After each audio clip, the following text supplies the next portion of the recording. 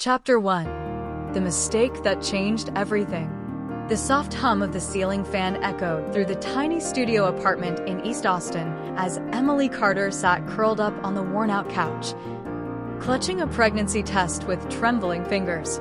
Two red lines stared back at her, unforgiving, undeniable. She couldn't cry. Not yet. She had already cried herself to sleep for 2 nights straight when her ex-boyfriend, Jeremy, had coldly told her, "That's your problem, not mine." The man she had loved for nearly a year had vanished the moment things turned serious. And now, at 26, with no ring, no promise, and no plan, Emily was going to be a mother. Her phone buzzed on the coffee table. A message from her roommate, Megan. "You okay? Want me to come home early?" Emily stared blankly. She didn't reply. In the haze of her thoughts, one name kept surfacing: Ethan Miller. That night. That stupid, messy night. A college reunion. Too many drinks. A heated argument with Jeremy. And then, Ethan, her quiet, reserved friend from their literature class, had offered her a ride home. She had cried the entire way back. He had stayed to make sure she was safe. One thing led to another. The next morning, they didn't speak a word about what had happened. Now, nearly 2 months later, she was pregnant. And though she hadn't been with Ethan romantically ever again, deep down, she knew he might be the father. She didn't want to tell him. She didn't want to involve anyone. But guilt gnawed at her, especially after a routine checkup confirmed the timeline. It matched perfectly. After several restless nights, Emily made the decision. She sent him a message. "Ethan, can we talk? It's important." Ethan Miller sat in his home office when the message popped up. He hadn't heard from Emily in weeks, not since that night he tried so hard to forget. He had told himself it was just a mistake. A one-time lapse in judgment. She had been vulnerable. He had been foolish. But now, seeing her name flash across the screen sent a ripple of dread through his chest. He called her immediately. "Emily?" His voice was low, cautious. "Hey," she hesitated. "Can we meet somewhere quiet?" They met at a park just outside downtown Austin, beneath a grove of oak trees. It was late afternoon. Children played in the distance, laughter echoing across the open space. But between them, the air was heavy. She didn't beat around the bush. "I'm pregnant," she said, eyes fixed on her shoes. Ethan inhaled sharply, jaw tightening. "It's yours." He closed his eyes, nodding slowly as the weight of her words sank in. To her surprise, he didn't yell. He didn't storm off. "Are you sure?" he asked gently. "Yes," she whispered. "I went through everything. The timing lines up. I haven't been with Jeremy in months, not since before that night." Silence stretched between them like a canyon. Ethan sat down on the park bench, head in hands. He didn't look angry, just overwhelmed. "I don't know what to say," he admitted. "You don't have to say anything. I thought you had the right to know."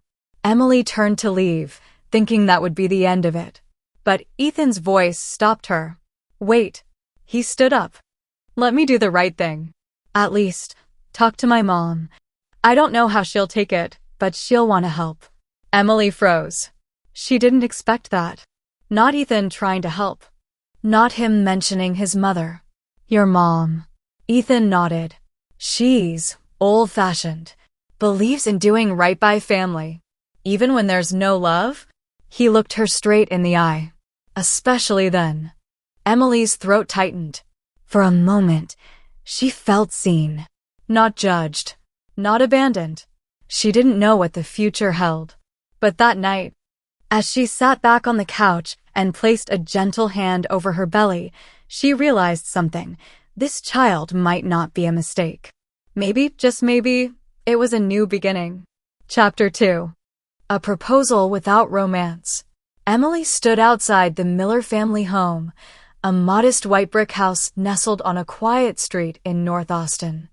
The late afternoon sun painted everything in a soft golden hue, but her nerves buzzed with anxiety. She hadn't seen Margaret Miller since college graduation. Back then, she had only exchanged a polite smile with Ethan's mother. And now she was about to walk into her home, carrying her grandchild. The door opened before she knocked. "Emily," Ethan said quietly, stepping aside to let her in. She nodded in greeting, stepping inside. The home smelled like fresh lavender and lemon polish. Family photos lined the walls, Ethan as a boy, Ethan in a cap and gown. Ethan with his late father. Then came the soft sound of slippers on hardwood. Margaret Miller appeared from the hallway. She was shorter than Emily remembered, with silvering hair neatly pulled back, wearing a pale blue cardigan and pearl earrings. Her eyes were sharp, curious, and kind. "Emily Carter," she said warmly. "It's been a while." Emily swallowed hard and gave a nervous smile. "Yes, ma'am." Ethan gestured for everyone to sit in the living room. Margaret settled into her favorite armchair, while Emily and Ethan sat together on the sofa, awkward and stiff.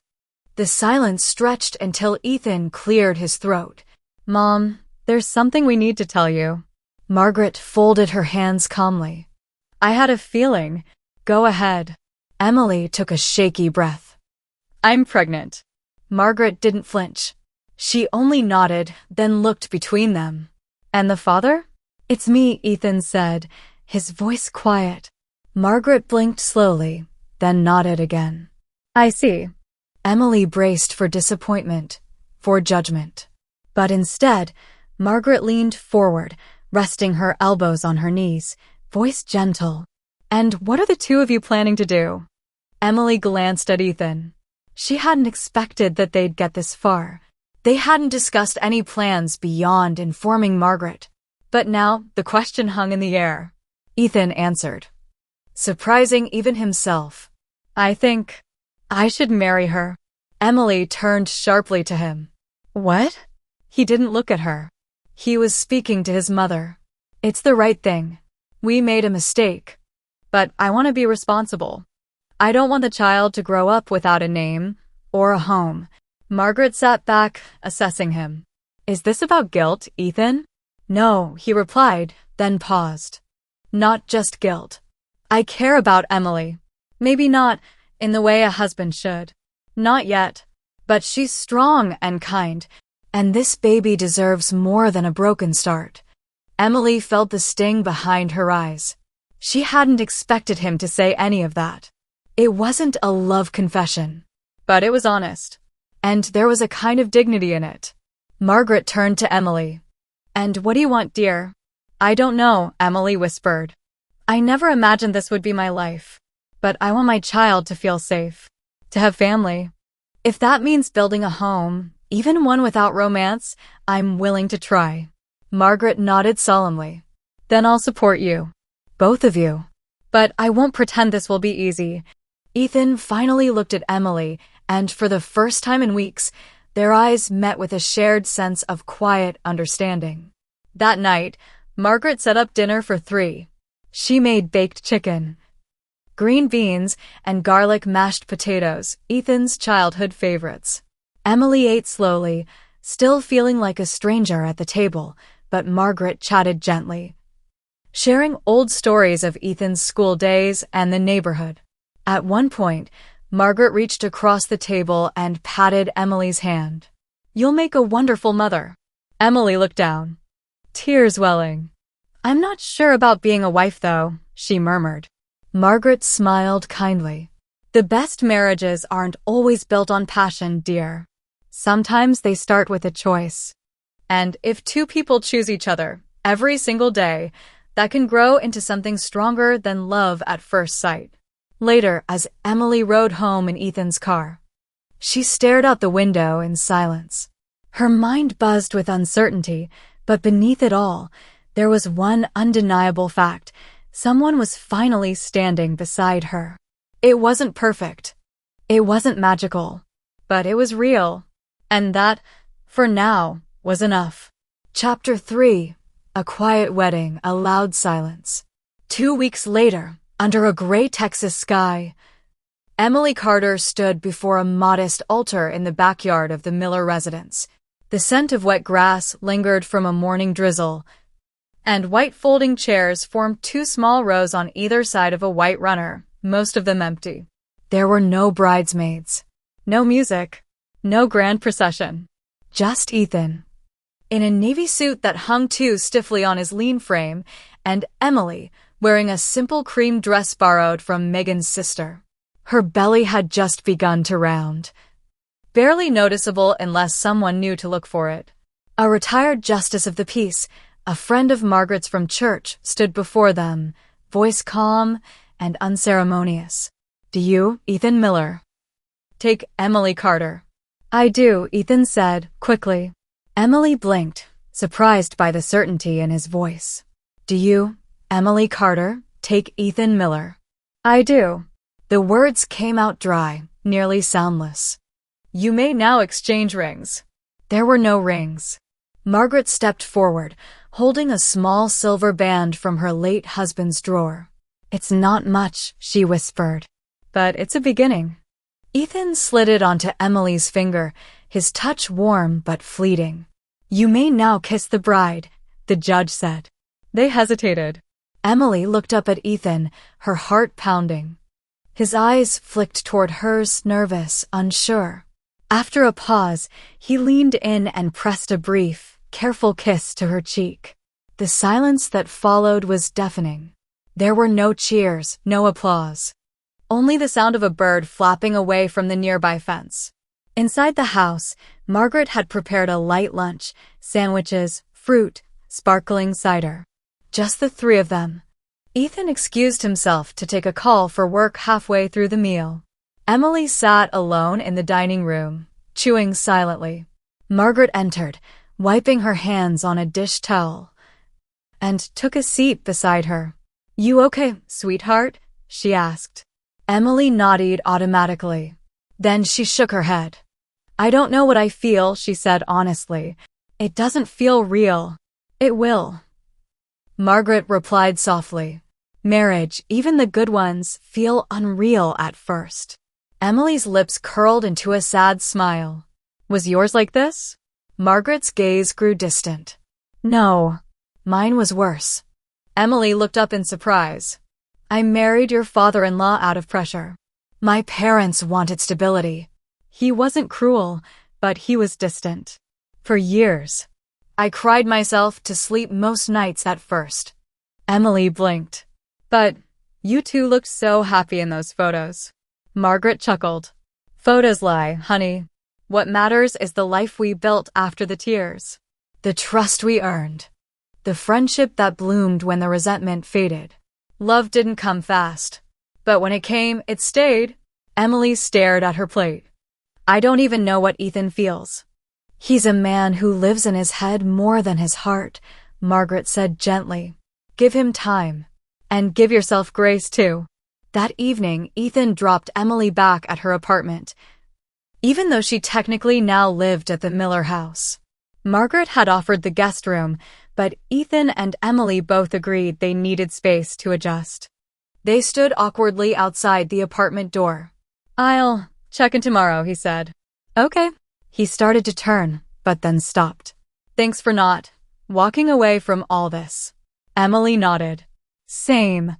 They didn't hug. They didn't touch. But for the first time, there was a kind of mutual respect in the silence between them. As he drove off, Emily leaned against the doorframe, hand resting on her stomach. She was married now, to a man who didn't love her, but somehow she didn't feel entirely alone. Chapter 4. Under One Roof, Worlds Apart. A month after the wedding, Emily moved into the Miller home, not out of desire, but necessity. Her pregnancy had reached its second trimester, and the solo trips to prenatal appointments, the growing exhaustion, and the cost of rent had worn her down. Margaret welcomed her with open arms, even redecorated the guest room with soft yellows and lavender sheets. "I figured you could use some calm," she said, patting Emily's shoulder. It was the warmest touch Emily had received in weeks. Ethan, meanwhile, had cleared out a second office downstairs for himself. He spent most of his days there, doors shut, headphones on, lost in code. He worked as a back-end developer for a mid-sized tech company and often claimed he had meetings even on weekends. Emily didn't press. She didn't feel entitled to. Their interactions were transactional. Dinner's ready. I'll pick up more prenatal vitamins tomorrow. Do you need anything before I leave for work? It wasn't cold. Just empty. At night, Emily slept alone in the upstairs guest room while Ethan stayed in his childhood bedroom. The distance between their doors mirrored the emotional chasm in their relationship. But there was one person who filled the silence: Margaret. Every morning, she would knock softly, peek her head in, and ask, "Can I make you some oatmeal, sweetheart?" Every evening, she would sit beside Emily as they watched TV, mostly reruns of The Golden Girls, and knit baby socks in pastel colors. "You don't have to do all this," Emily said one night, overwhelmed. Margaret smiled. "I want to." It was on a Wednesday afternoon that Ethan came home early. Emily had just returned from a routine checkup and was sitting at the kitchen table with a cup of warm milk. She looked up, surprised. "Everything okay?" Ethan asked. "Yes. The doctor says the baby's healthy," she replied. There was a long pause. Ethan looked like he wanted to say something, but didn't. Instead, he nodded and went to the fridge. His movements were stiff. Awkward. Emily decided to bridge the silence. "I heard you got promoted." Margaret mentioned it. He blinked, then gave a small, hesitant smile. "Yeah, lead developer. It's a bit more pressure. But good for the resume." "Congratulations," she said softly. He nodded again. Then silence fell. Before he turned to leave, Ethan stopped. "Emily." She looked up. I know this isn't ideal, but I appreciate you being here. For the baby, for my mom." She waited. Part of her hoped he'd say something more. Something about her, as a person, not just the role she played. But he didn't. Still, she offered a small smile. "We're all doing our best." Later that night, as Margaret tucked a knitted blanket into a basket of baby things, she said something that surprised Emily. "You know, Ethan talks about you more than you think." Emily looked at her, puzzled. "What do you mean?" "He asks if you're eating enough. He looks up safe prenatal exercises. He asks me if you seem happy." Emily's heart tightened. "He doesn't say it to you because he's scared," Margaret continued, folding the edge of the blanket neatly. "Scared of doing it wrong, of making things worse." Emily swallowed hard. "It just feels like he's fulfilling a duty, not caring." "Sometimes," Margaret said, looking her in the eye. "Doing your duty is the first step toward learning how to love." Emily didn't respond. But that night, as she lay in bed, one hand on her belly, the other gripping the edge of the lavender sheet, she felt something new in her chest. Not quite hope, not quite pain. Maybe it was the seed of something waiting to grow. Chapter 5. A Child Between Us. A soft knock on the door startled Emily awake. Sunlight poured through the window, painting warm streaks across the lavender bedsheets. It was Margaret. "Sweetheart, time to get ready. We've got your 20-week scan today," she said cheerfully. Holding a tray with warm toast, scrambled eggs, and a glass of orange juice. Emily smiled sleepily. "You didn't have to." "I wanted to," Margaret replied, placing the tray gently on the nightstand. "Today's a big day. You might find out if the baby's a boy or a girl." Emily paused. "I thought I'd wait. Make it a surprise." Margaret grinned. "Then I won't peek either." Downstairs, Ethan was already dressed, seated stiffly at the kitchen table with a mug of black coffee. He looked up as Emily entered, his expression unreadable. "I'll drive," he said simply. "If that's okay." Emily hesitated, then nodded. "Sure, thanks." The ride to the OB/GYN clinic was quiet. Ethan kept his eyes on the road, while Emily watched the streets of Austin pass by in a blur. Despite the silence, there was an odd comfort in his presence, familiar even if distant. In the examination room, the ultrasound technician dimmed the lights. As the screen flickered to life, the grainy image of the baby appeared, its tiny heart pulsing like a distant star. Emily gasped softly. Ethan leaned forward, unconsciously reaching for her hand, but stopped halfway. She noticed, and after a beat, gently placed her hand in his. The technician smiled. Healthy heartbeat. Beautifully active. Would you like to know the sex? Emily looked at Ethan, their eyes meeting. I think we'll wait, she said. Ethan nodded, his lips barely lifting at the corners. As they left the room, the nurse handed Emily a printout of the ultrasound. She stared at it in awe, tracing the tiny silhouette with her thumb. Looks like a fighter, Ethan said quietly, glancing at the image. I hope so, she replied. He paused, then added, I know I'm not showing it much, but I care about this baby deeply. Emily nodded, but she didn't speak. She wanted to believe him. She almost did. That night, Margaret prepared a small dinner to celebrate the halfway point of Emily's pregnancy. She made baked ziti and garlic bread and placed a candle in the middle of the table as if it were a birthday. To your strength, she toasted, raising a glass of sparkling cider toward Emily. And to this little soul, who will bring us all together. Emily smiled, touched. Ethan raised his glass too. To a healthy baby, and a mom who's stronger than she knows. Emily's gaze met his, and something flickered in the space between them, an ember of warmth, a hint of unspoken gratitude. That night, long after the dishes were done and Margaret had gone to bed, Emily found herself in the hallway, staring at the door to Ethan's room. She didn't know why she stopped there. Maybe she wanted to knock. Maybe she wanted to speak. But she didn't. Instead, she turned away, hand resting on her stomach, whispering to the baby inside her. You're already loved, she murmured. Even if we're still figuring it out. And in the stillness of the house, that simple truth began to bloom. Chapter 6. Small shifts. Silent signals. The days that followed the ultrasound seemed quieter, but not in the same, hollow way as before. There was something different now.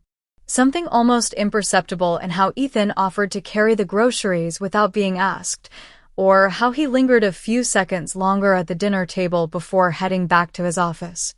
Emily noticed, but she didn't dare name it yet.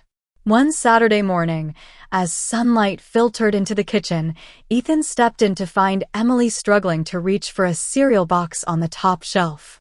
Without a word, he reached over her and grabbed it. Their hands brushed. Just a second. Thanks, she mumbled, avoiding his eyes. He hesitated. Want me to fix the shelf? Lower it for you? Emily looked at him, surprised. You don't have to. I know, he said, but I want to. She blinked. There it was again, that strange, unfamiliar tone in his voice. Not obligation. Not duty. Something warmer. Later that day, Ethan brought his toolbox into the kitchen and adjusted the shelf height. Margaret clapped happily when she saw it. You're learning, she teased. Slowly. Ethan replied, glancing at Emily. That afternoon, Margaret invited Emily to accompany her to the local baby store. We'll just look, she promised. Window shopping, nothing serious. But Emily ended up picking out a soft, sea green baby blanket, unable to resist how plush it felt. Margaret quietly paid for it when Emily wasn't looking and tucked it into her bag. On the way home, as they passed a small park, Margaret asked the driver to stop. Let's walk a bit, she said. Emily hesitated but followed. The park was filled with toddlers chasing bubbles, couples lounging on benches, and elderly men playing chess under the shade. Margaret pointed to a small girl swinging between her parents. She's about your age when your own parents separated, right? Emily looked over in surprise. Yes, she said cautiously. How did you know?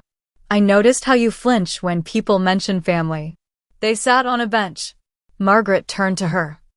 I don't know your whole story, Emily, but I know pain when I see it. And I want you to know something. Emily waited. You're not alone in this house. You may have married my son without love, but you're not unloved here. Emily swallowed hard, her voice a whisper. It's just hard. I keep waiting for him to regret everything. Margaret reached for her hand.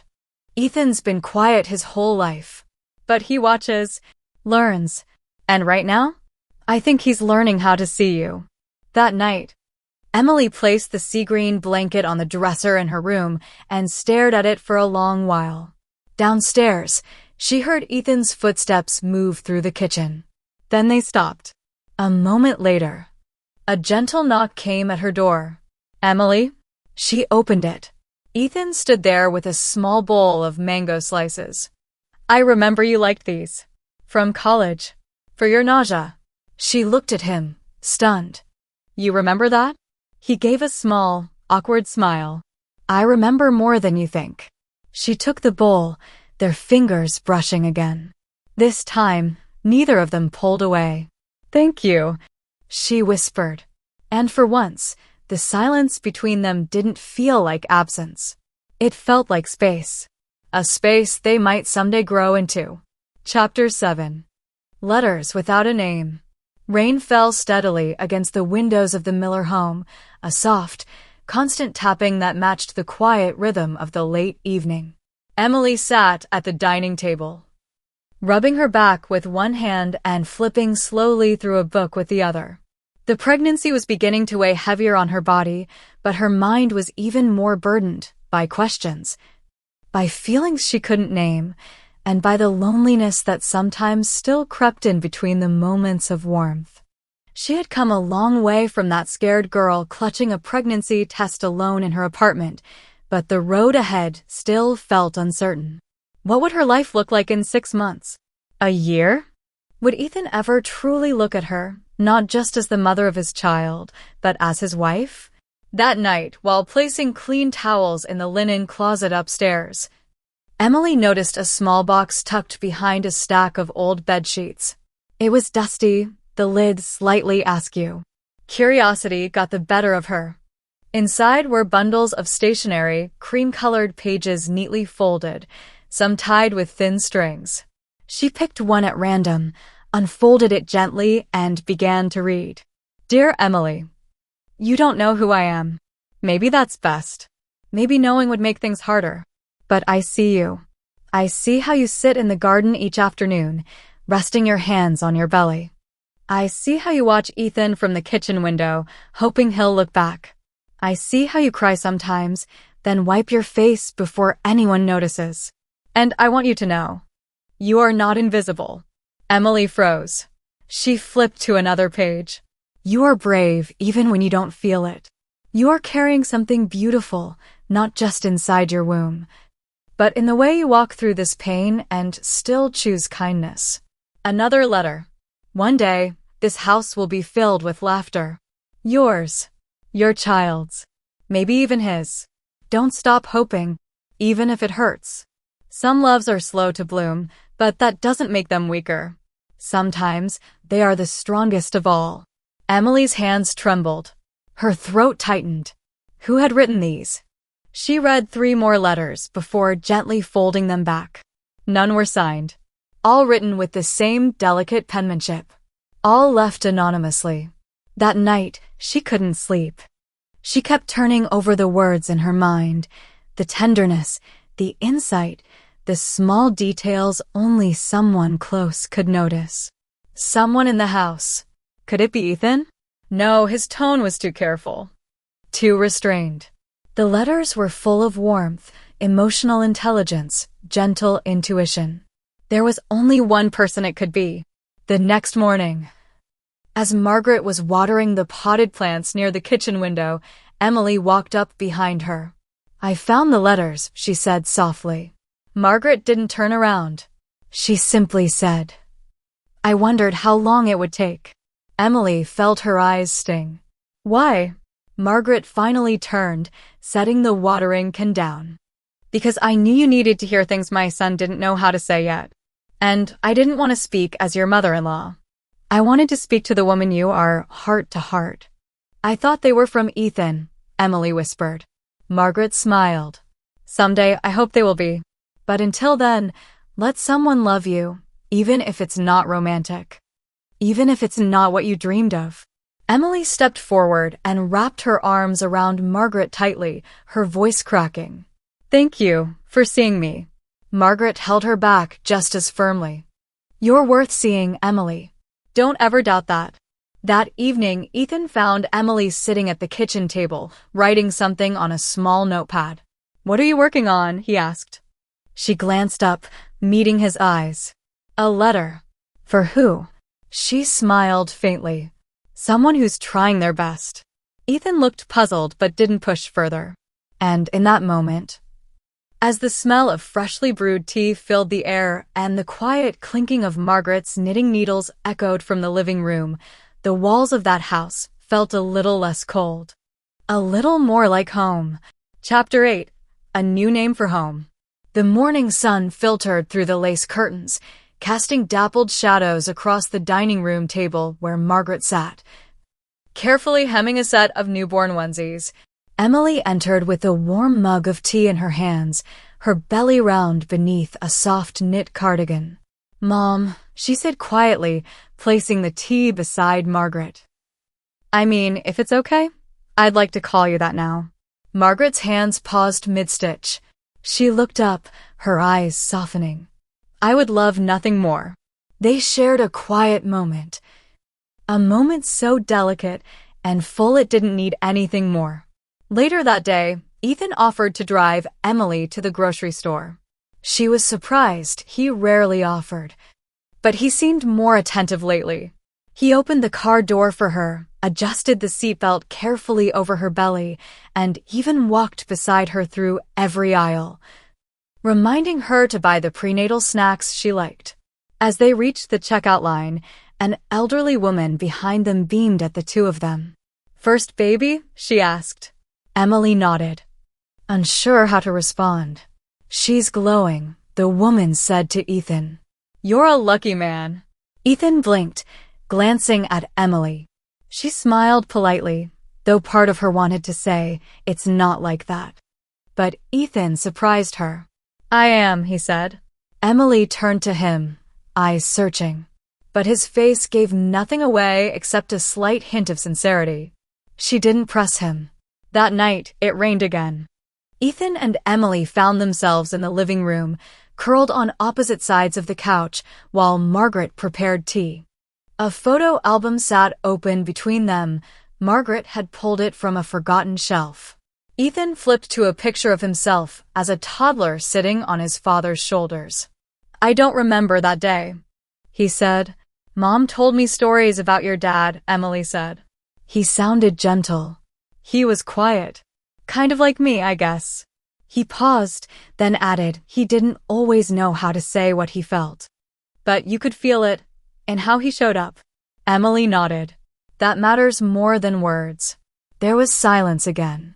But it wasn't empty. It was thoughtful. Comfortable, even. Then Ethan spoke. Hesitatingly. I want to be better than he was. Not just for the baby. For you too. She looked up sharply. I mean, I know I've been distant. Confused. But I see how much you've done alone, and I'm trying, Emily. I really am. She studied him, her eyes soft. I know. He glanced down, fingers fidgeting with the edge of the photo album. Would you maybe want to move into my room? Emily blinked. What? Just, only if you're comfortable. I know it's still early, but we could take it slow. Even just sharing space. She felt her heart twist. Not because of the invitation, but because it wasn't just a gesture. It was a beginning. I'll think about it, she said gently. But thank you for asking, not assuming. Later that night, Emily stood at the threshold of Ethan's room, watching him fix the sheets, clearing off a small nightstand and setting a water bottle beside the lamp. He glanced up and gave her a small, almost sheepish smile. No pressure, he said. I know. She stood there a while longer, then whispered, Good night, Ethan. Good night, Emily. And as she turned away, her hand resting gently on her belly, the baby kicked, strong and sudden. Emily smiled. Looks like someone approves. She didn't hear the soft laughter behind her, but she felt it, in the warmth that followed her all the way back to her room. Chapter 9. The Fracture Beneath the Surface. It began as a quiet morning, like many before it. Emily was in the kitchen, slicing strawberries for breakfast, while Margaret brewed coffee and Ethan scrolled through emails on his tablet. The soft hum of NPR played from the radio, but something felt tense. It started when Ethan asked, almost casually, did Jeremy ever try to reach out after he found out? Emily's knife paused mid-slice. Her shoulders stiffened. No, she said, eyes fixed on the cutting board. Margaret looked up sharply from her coffee. Jeremy? Ethan didn't seem to notice the shift in Emily's voice. I saw his name pop up on your Facebook friend suggestions. It just made me wonder. You were looking through my account? She asked, not harshly, but with a quiet edge that hadn't been there before. Ethan blinked. No, it just appeared. I didn't mean anything by it. Margaret stepped in gently. I'm sure it was just curiosity, dear. No one's accusing anyone. But the atmosphere had changed. Emily set the knife down. I haven't talked to him since that night. I don't want anything to do with him.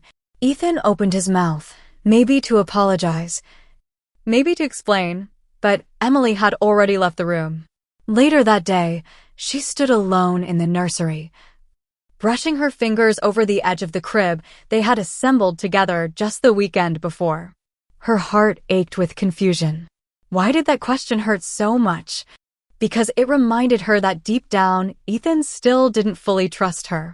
Still saw her through a lens clouded by duty and cautious affection, not full belief. And that stung more than if he'd shouted at her. Margaret entered the room quietly. She's always calm when she's angry, she said gently. Emily turned. I'm not angry. Margaret raised an eyebrow. Emily sighed. I'm just tired of being a question in his head. Margaret stepped closer, sitting on the armchair beside the crib. Ethan's never been good with emotions. His father used to keep everything bottled up. It took me years to learn how to read between the silences. Emily sat beside her. I'm trying to believe he'll come around. But I can't raise a child with someone who sees me as temporary.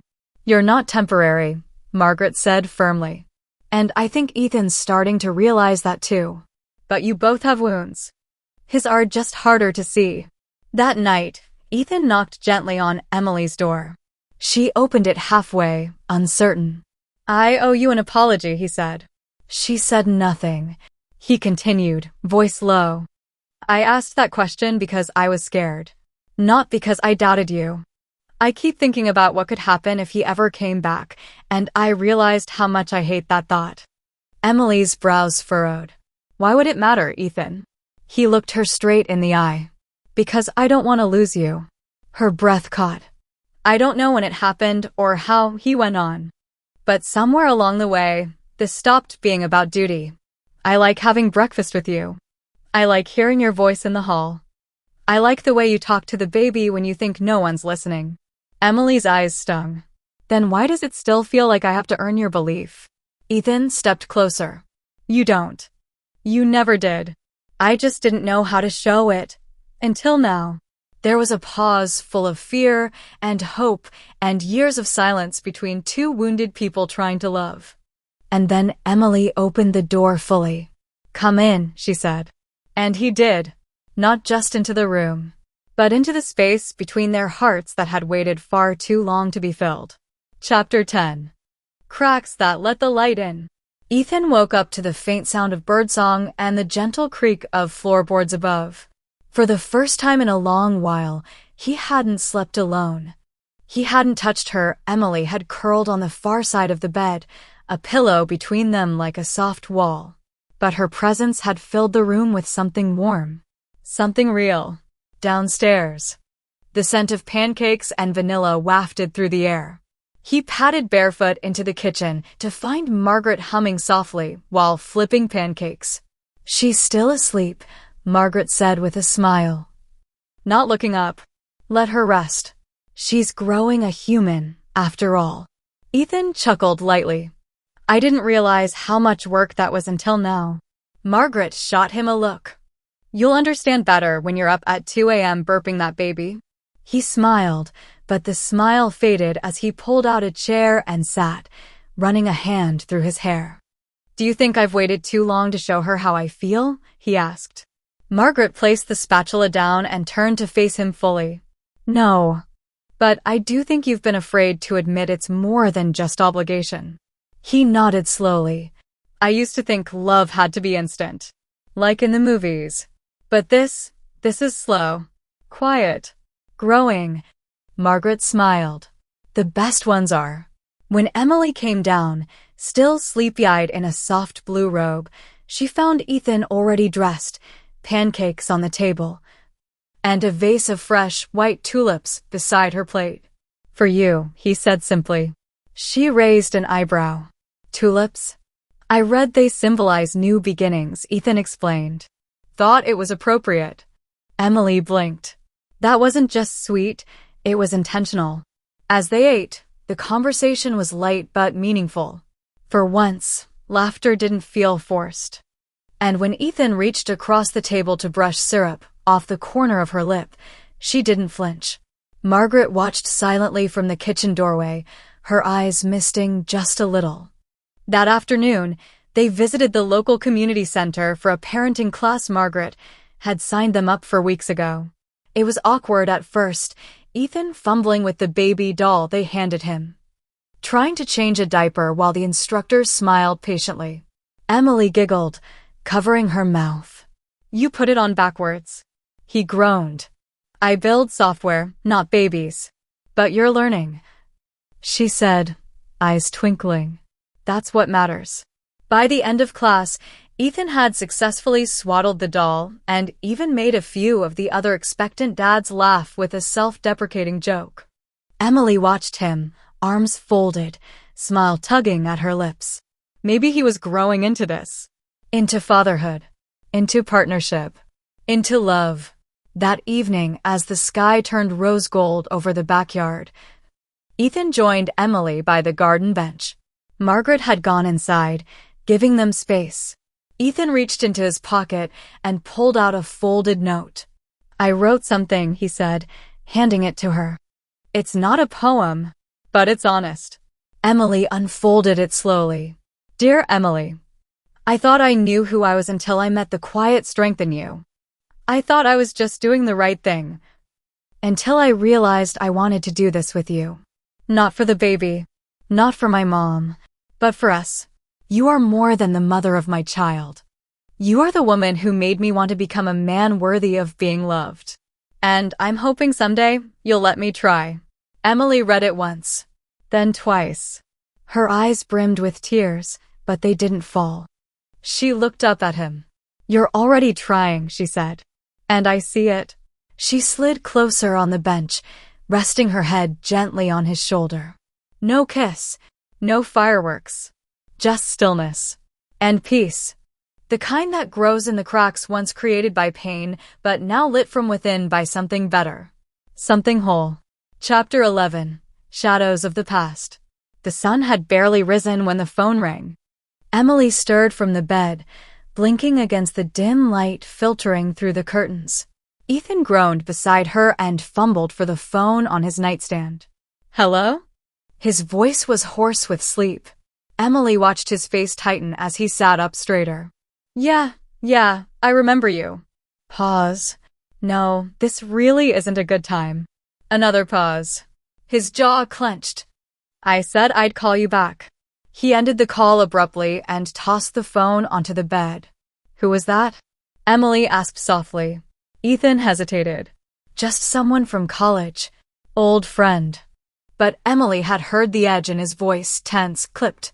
Not how someone spoke about an old friend. "Everything okay?" she pressed. He gave a tight nod. "Yeah, just work stuff, really." But something in his tone closed her off. The air between them shifted. Later that day, Ethan grew quieter. He didn't join Emily and Margaret for breakfast. He left for work earlier than usual and came back late, barely saying a word. Emily didn't want to pry, but her mind kept replaying the phone call. That night, as she folded laundry in the nursery, her phone buzzed. A message from an unknown number. "Hi, Emily.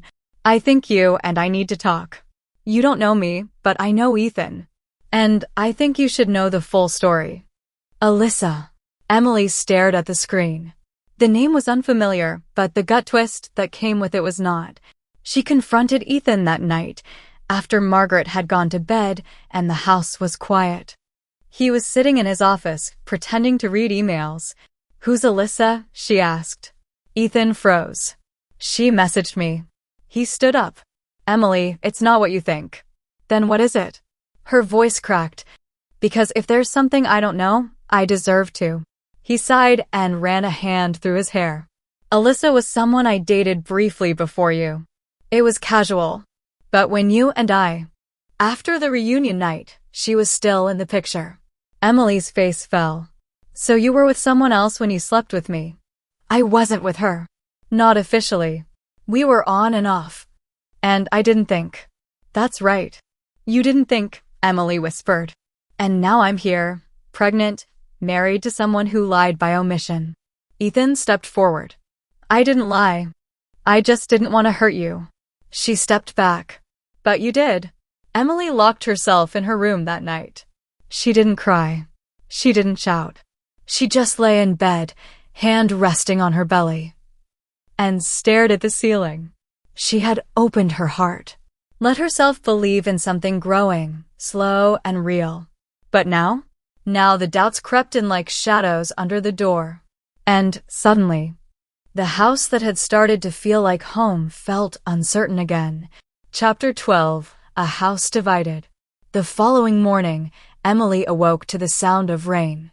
Not the gentle kind that calmed the nerves, but a steady, relentless downpour that mirrored the heaviness in her chest. She sat at the edge of the bed, one hand resting on her belly, the other clutching her phone. No new messages. She had deleted Alyssa's text, but its words still echoed in her mind. You should know the full story. What was the full story? Had there been more than just casual dating? Had Ethan been lying about his feelings for Alyssa? Was Emily just the woman he settled for out of responsibility? The bedroom door creaked open. Margaret peeked in, her eyes filled with concern. "I made you some tea." Emily nodded, forcing a smile, but Margaret didn't move. "You and Ethan barely spoke at dinner last night," she said gently. "Something happened?" Emily looked away, swallowing the lump in her throat. "Just something from his past." Margaret sat beside her. "Whatever it is, I hope you'll remember that the past only has power if you let it decide your future." Emily sighed. "That's easy to say when it's not the past that's growing inside of you." Margaret's gaze softened. "Sweetheart, I know it hurts. But you've come too far to let one crack shatter everything." Emily didn't reply, because deep down, a part of her feared the cracks had already spread too far. Meanwhile, Ethan sat in his office, his laptop open but untouched. He stared at the empty document on his screen, fingers hovering above the keyboard. He had tried calling Alyssa. She didn't answer. He didn't even know what she wanted. Closure? Chaos? Regret twisted in his gut, not for choosing Emily, but for the damage his silence had caused. He had tried to do the right thing, but rightness without honesty felt like betrayal all the same. He stood abruptly and made his way upstairs. Emily was in the nursery, folding tiny baby clothes that Margaret had laundered. Her hands stilled as Ethan entered the room. "Can we talk?" he asked. She nodded without looking at him. Ethan took a deep breath. "I should have told you about Alyssa. Not just because she reached out, but because it matters. Because you matter." Emily didn't speak. "I wasn't committed to her. But we had history. When we slept together, I was confused, angry at Alyssa, and drunk. But when I woke up next to you, I didn't feel regret. I felt peace. I just didn't know what to do with it. She finally looked at him, eyes tired but searching. And when I found out I was pregnant, I panicked, he admitted. But I wanted to be there. Not out of guilt. Because I saw a future with you, and I still do. Emily folded the last baby onesie with careful precision. Then why does it feel like I'm still second to someone else? Ethan stepped closer. Because I've failed at showing you where you stand. That's on me. She hesitated. Do you still have feelings for her? No, he said without pause. I only care about you now. A long silence stretched between them. Then, quietly, Emily said, words won't be enough this time. I know, he replied. So let me show you. However long it takes. She turned away, not in rejection, but in overwhelmed stillness. I need time, she whispered. He nodded, stepping back. I'll wait. And as he closed the door behind him, Emily sat alone in the nursery, holding the sea-green blanket in her hands, wondering if love could still grow in a soil already fractured by mistrust. Chapter 13. Conversations in the Quiet. It had been 3 days since the conversation in the nursery. 3 days of silence, not the cold, angry kind, but the quiet that follows a storm. A quiet where both people tiptoe around each other, uncertain where they stand. Emily had moved back to the guest room, not out of spite, but to think. Ethan didn't argue. He brought her tea in the mornings, left notes instead of knocking, and took long walks in the evenings that ended in quiet sighs and empty benches. Margaret, sensing the tension, didn't pry. But every now and then, she left fresh flowers in Emily's room or reminded Ethan to breathe slower when he looked like he was holding the weight of the house in his chest. One evening, Emily found herself outside on the back porch, wrapped in a blanket, the sky above dotted with distant stars. The air was cool. The baby kicked gently, a small flutter against her ribs, and she pressed her hand over the movement with a soft smile. You're still growing, she whispered, even when everything else feels stuck. She didn't hear Ethan come outside until he sat slowly beside her, a respectful few feet away. Can I join you? He asked softly. She nodded. They sat there in silence for a few minutes, listening to the wind rustle through the trees. I think about what I'd say to our child one day, Ethan said quietly. Emily turned slightly toward him. I imagine them asking, did you love Mom right away? And I want to be able to say no. But I learned. I watched her day by day and realized I couldn't imagine my life without her. Emily blinked back, a sting in her eyes. I'm scared too, Ethan, she admitted. Scared this marriage is a mistake. That I'm not enough to hold it together when it falls apart again. Ethan leaned forward, elbows on his knees. Maybe it started as a mistake, but it doesn't have to end as one. She gave a faint, trembling smile. And how do we fix it? He looked at her. Truly looked not just at her face, but at the tiredness in her eyes, the curve of her belly, the quiet strength she carried. By showing up, he said. By starting over if we have to, not just as husband and wife, but as two people willing to choose each other. Every day. Emily didn't answer right away. Then, slowly, she reached out and placed her hand palm up between them on the bench. It wasn't a declaration. It wasn't forgiveness. It was an invitation. Ethan looked at it for a moment, then gently placed his hand in hers. The stars above shimmered quietly, and the wind carried away the silence like smoke. For the first time in days, they sat not as strangers or as wounded lovers, but as two people daring to try again. Chapter 14. Building from the Ashes. The next morning felt different. The weight that had hung over the house like a wet blanket had begun to lift, not entirely, but enough for breath to feel easier. Emily sat at the kitchen table, sipping a glass of warm milk as sunlight poured in through the window.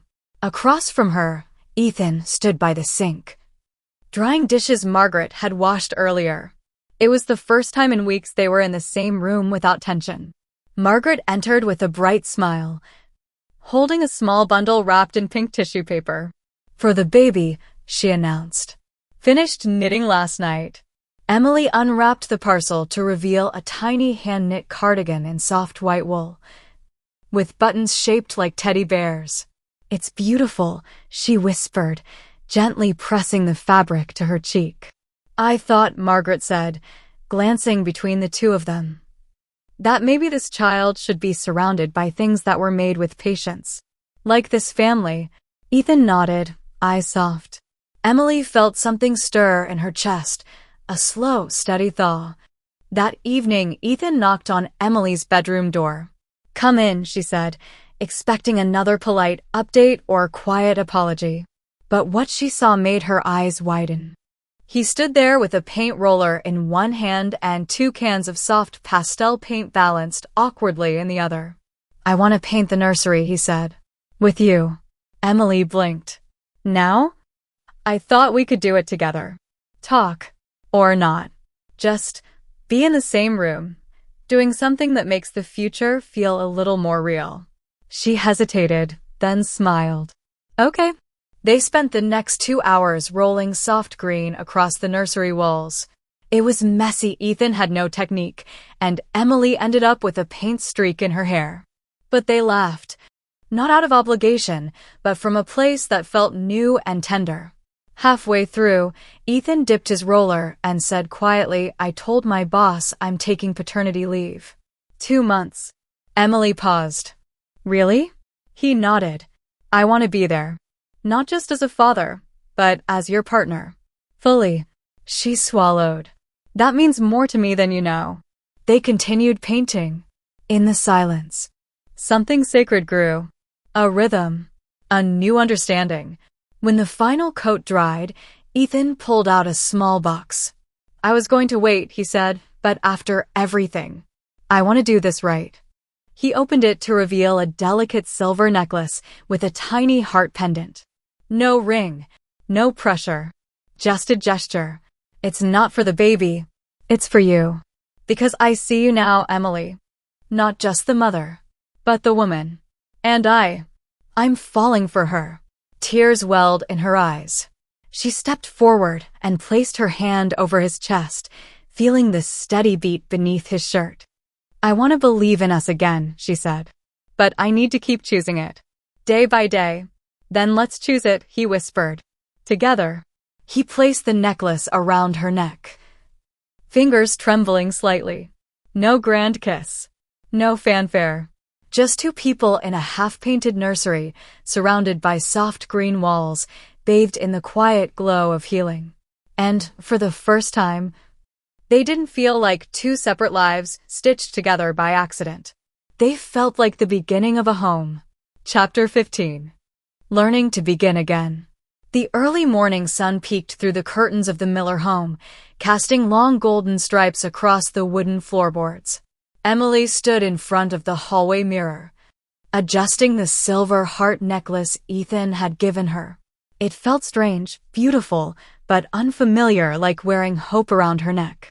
Downstairs, Margaret was humming as she poured pancake batter into a skillet.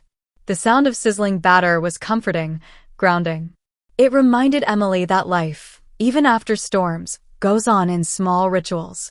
She made her way down, slippers soft against the wood, and found Ethan already seated at the table, reading a baby name book. He looked up when she entered, a smile tugging at his lips. Did you know the name Noah means rest and comfort?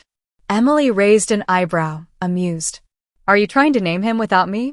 Ethan held up his hands playfully. Just researching.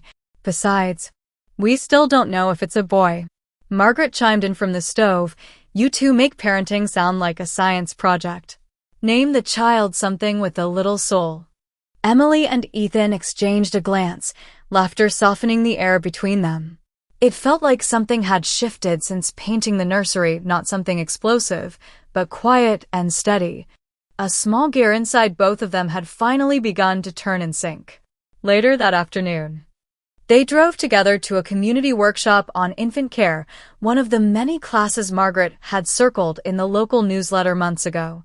Ethan offered to drive, and Emily didn't resist.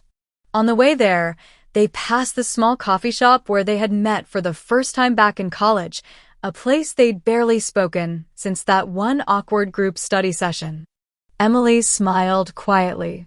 "What?" Ethan asked, glancing at her. "That cafe," she said, nodding. "I used to sit in the corner and sketch when I was avoiding statistics homework." Ethan grinned. I thought you looked intimidating back then. Always focused. Like you knew what you were doing." Emily laughed. "I was just good at pretending." They fell into a comfortable silence. The kind where you don't need to fill the space because the space is no longer threatening. The workshop was small, cozy, filled with new parents and expectant couples who seemed both terrified and excited. Emily practiced swaddling a doll with surprising ease, while Ethan clumsily bundled his like a burrito gone wrong. "You're wrapping his face," Emily whispered, giggling. "I'm sorry," Ethan muttered, frowning as he tried again. "He's resisting."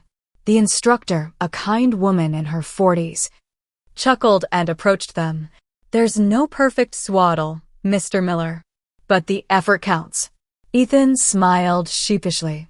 "That's kind of our whole marriage." Emily looked at him, surprised, and then slowly, softly, she smiled too. After the class, as they walked out beneath the evening sky, Ethan stopped just outside the door. "I meant that," he said quietly. "About our marriage. It's not perfect. But I'm trying. Every day. For you. For the baby. For us." Emily looked up at him, the streetlight painting a halo over his tired face. "I see that," she said. "And I'm trying too." He reached for her hand. She let him take it. And they walked to the car like that, two people who once felt like strangers, now moving side by side, no longer by accident, but by choice. Chapter 16. The day we became parents. The day began like any other. Emily woke early, craving blueberry muffins. She tiptoed into the kitchen to find Margaret already there, humming and sifting flour. It was like she'd read Emily's mind. Craving fulfilled, Margaret smiled, handing her a warm muffin fresh from the oven. "Your face is starting to look like your mother's when she was about to go into labor." Emily rolled her eyes, but her stomach twisted, not from nausea, but something else. Pressure. A heaviness low in her back. It wasn't the first time she'd felt it, but this was different. More rhythmic. Still, she brushed it off. "Probably Braxton Hicks," she muttered, biting into the muffin. "They say those fake contractions get stronger in the last month." But by midday, the tightness in her abdomen came in waves. Every 10 minutes. Then every 7. By early afternoon, she was gripping the edge of the kitchen table, eyes clenched shut as another contraction hit. Margaret didn't panic. She simply called Ethan. Ethan arrived home in record time, breathless, eyes wide. "Is it?" Emily nodded, one hand on her belly, the other bracing herself against the couch. "It's happening," she whispered. They rushed to the hospital. Margaret in the back seat praying under her breath, Ethan glancing between Emily and the road every 2 seconds, white-knuckled on the steering wheel. Emily breathed through each contraction, her voice tight but steady. "You're doing amazing," Ethan said softly, reaching for her hand at a red light. "I hate you for getting me into this," she groaned. He smiled. "I know." The labor room was warm and softly lit, nurses moving gently like dancers. Hours passed in a blur of pain and sweat and silent prayers. Ethan stayed by her side the whole time, wiping her forehead, whispering encouragement, flinching every time she screamed, but never letting go of her hand. At one point, between contractions, she whispered, "Don't leave." "Never," he answered. Tears filled her eyes, but not from pain. From belief. From knowing, finally, he meant it. At 2:17 a.m., their child was born. A boy. The moment his cries filled the room, Emily broke down in sobs. Ethan cut the cord with trembling hands, eyes glassy, stunned into silence. When the nurse placed the tiny, swaddled baby into Emily's arms, she looked up at Ethan. "He looks like you." Ethan knelt beside her, brushing his fingers gently across the baby's cheek. "He's perfect," he whispered. Then, surprising even himself, he kissed Emily's forehead. "You were incredible." "I couldn't have done it without you," she replied, her voice barely above a breath. Margaret stood at the doorway, hands clasped over her heart, tears running down her cheeks as she watched them, this fragile, stitched-together family, blossom into something whole. Later that morning, as dawn painted soft pink across the sky, Emily rested with the baby in her arms while Ethan sat nearby, his head leaning against the side of her bed. "What should we name him?" she asked, voice groggy. Ethan looked at the sleeping boy. "Noah," he said. "Like the ark. Something that carried life through a storm." Emily smiled, nodding.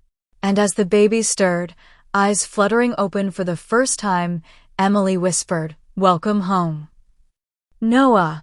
And for the first time since it all began, home didn't feel like a place held together by fear or circumstance.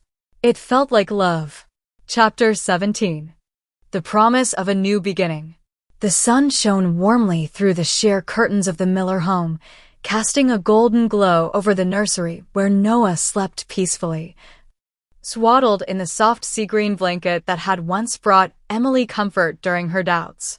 Emily sat quietly in the rocking chair, cradling a cup of tea, her gaze drifting from the window to the gentle rise and fall of Noah's chest. Each breath he took seemed to steady the whirlwind inside her, a quiet reminder of how far they had come. The sound of soft footsteps stirred her from her thoughts. Ethan entered the room, carrying a small bouquet of wildflowers picked from the garden. His eyes met hers, a mixture of nervousness and hope shining in their depths. "I thought you might like these," he said, holding out the flowers. Emily accepted them, a tender smile playing on her lips. "They're beautiful." Ethan settled beside her, his voice low. "Emily, I've been thinking a lot about us, about how we started, the mistakes we made, and the love we're building. I want to do this right." She looked up, curious. He reached into his pocket and pulled out a small velvet box. Opening it revealed a delicate silver ring, simple yet elegant. "Would you marry me again?" he asked. "Not because we have to, but because I want to. Because I love you." Tears welled in Emily's eyes. After all they'd been through, this moment felt like the blossoming of something real and true. "Yes," she whispered, her voice thick with emotion. They embraced gently, the past dissolving into the promise of their future. Margaret appeared in the doorway, her eyes shining with pride and joy. "Congratulations," she said softly.